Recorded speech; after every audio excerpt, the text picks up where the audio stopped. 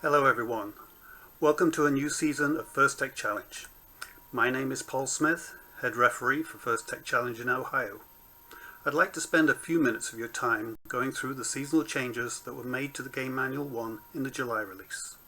If you're not familiar with the manual, I encourage students and coaches to read it through and become very familiar with the content.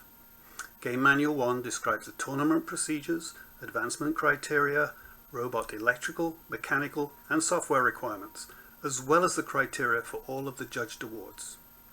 The only item missing is the season game rules, and these will be released in Game Manual 2 very shortly. So let's take a look at the current changes in Game Manual 1.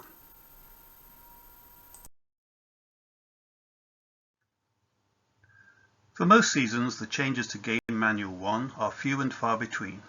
Last season we had some changes to the judging process, but for this season the judging process is largely unchanged. This season we find some changes related to the upcoming game and technology that can be used to operate the robot. The notable changes are that this season there will be no human player. We will revert to 2 student drivers and 1 drive coach. There will be a new REV Driver Hub. This is an alternative to the Driver Station Android smartphone. We'll have a team scoring element. This will be designed and manufactured by the team and used during the game. And there is a new web address for the Q&A Forum. This will be a new site based on the FTC Q&A Forum. As previously mentioned, there will be no use of a human player this season. We will revert to having a maximum of 2 student drivers and 1 drive coach. The drive coach may be a student or adult. 2 new rules added this season relate to activity around the playing field at traditional events. Team members and spectators are reminded that they should not block the line of sight to the playing field. Teams must also comply with all health and safety protocols at an event. This includes those related to COVID-19.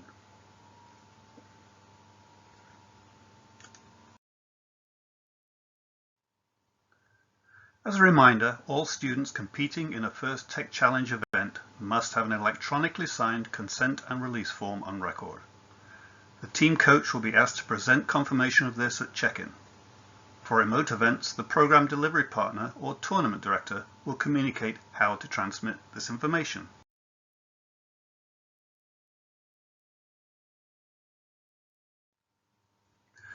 Same as last season, each event will comprise of 5 or 6 qualification matches. The top 4 teams will then be named as team captains for subsequent elimination rounds. The ranking of the teams during qualification matches will be based on the sum of all the scores their alliance pairings achieved. In remote events, there is no alliance, so the rankings will be based on the sum of your team's score after 5 or 6 matches. In case of a tie, there are secondary ranking criteria based on your alliance score in auto and endgame. If for some reason your alliance accrues more penalty points than scoring points, you will receive a score of 0.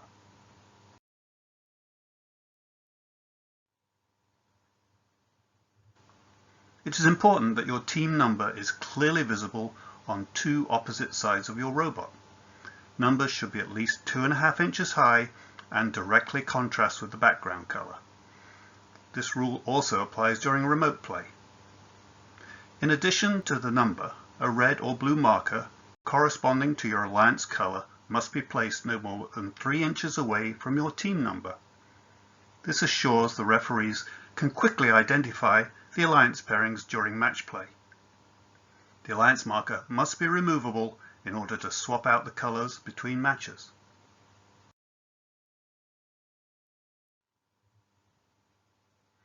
To avoid any confusion, none of the Freight Frenzy game elements can be incorporated into your robot.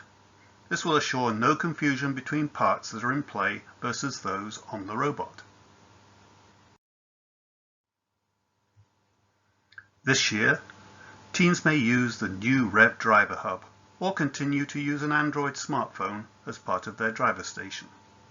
In addition, the driver station may comprise of no more than 2 approved gamepads, a USB hub, an OTG cable, and a carrier for mounting or transporting all of the components. Please note, For safety and expediency, teams may not bring or incorporate a stand into their driver station. The only stands that will be allowed are those provided by the tournament host. This will typically be a small inverted crate or storage tote.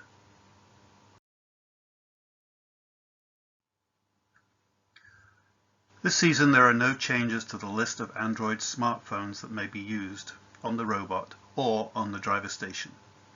Teams may also elect to use the REV Control Hub or REV Driver Hub in place of the Android smartphone devices. Over the next few years, I would anticipate the REV Control Hub and Driver Hub will become more mainstream and support of Android smartphones will diminish. New this season is the REV Driver Hub and may be used as an alternative to the Android smartphone device in the driver station. This has been previously used in First Global competition and has a couple of distinct advantages over the Android smartphone. It's specifically designed to work with the REV Control Hub and incorporates encrypted communication to minimize the potential for any malicious external interference with robot operation. Furthermore, it does not require an external USB hub or OTG cable to connect the gamepads. Therefore, there are less connections in the system to worry about. The hub also includes a replaceable lithium-ion battery, and the hub is also easily updatable via the REV hardware client.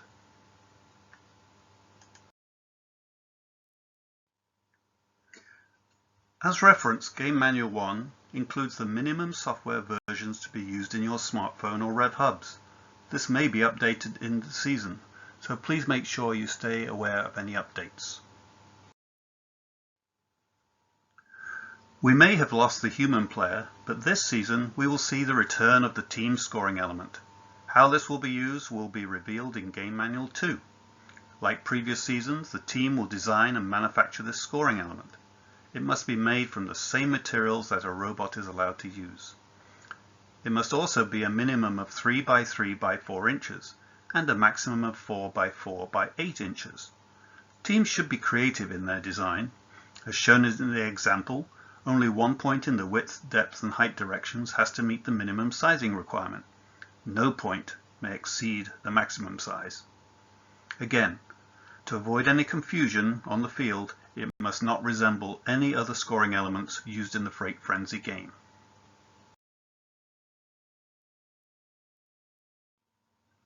The engineering portfolio was introduced last season to First Tech Challenge. The requirements are generally unchanged, and like last season is limited to 15 pages and one cover page that has the team number and logo.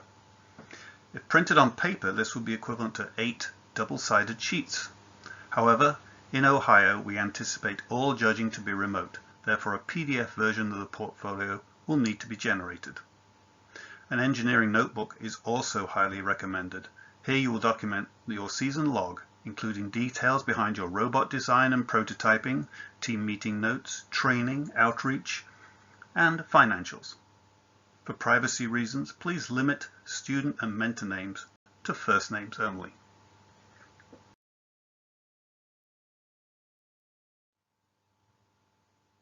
Each season, teams are encouraged to create and submit a 1-minute public service announcement video that promotes FIRST. This season the subject is, if there was one thing I would tell my younger self about FIRST, it would be. I hope many of you take this opportunity to have some fun and submit a video. Last season we were fortunate to have 2 finalists in last year's World Celebration. Please make sure you include credits for any music that you're licensed to use, even if it's public domain or license free. We cannot accept any video missing music credits. And finally, FIRST has moved the Team Q&A Forum to a new platform. It's similar to the FRC system and can be found at the address shown here.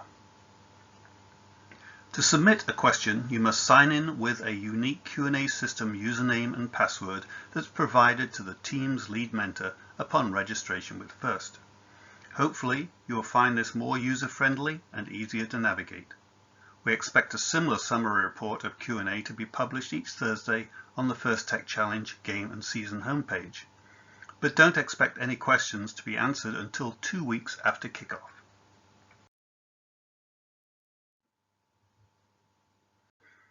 Thanks for listening, and I hope you all have an enjoyable season of First Tech Challenge.